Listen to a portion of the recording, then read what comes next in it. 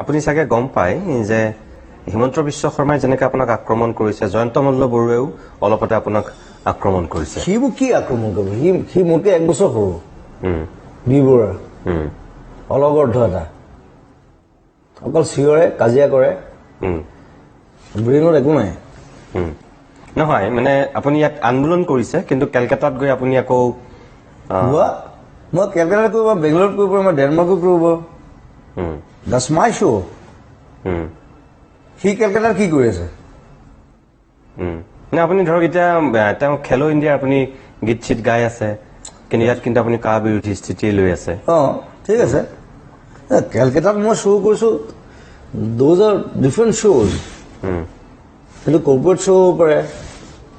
আপুনি কথাটো এনেকুৱাও হ'ব পাৰে, আপুনি ইয়াত আন্দোলন কৰি আছে, ইয়াত কিন্তু স্থবিৰ, আপুনি নিজৰ কাম সেই আন্দোলনৰ মাজে মাজে কৰি আছে। মই কেলকাতাত গৈও কেব বিৰোধী মই কথা কৈছো।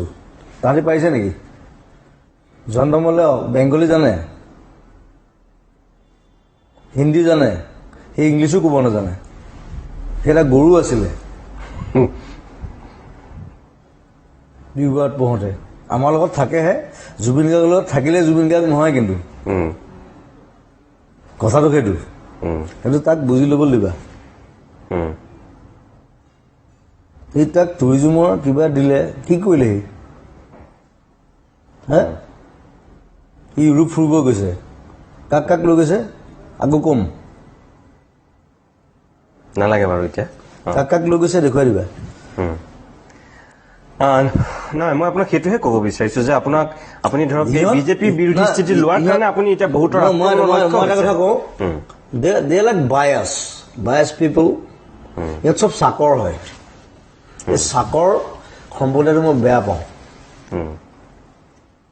চাকৰ হ'ব নাপায়, নিজৰ মূৰটো আছেতো, সিও জানো।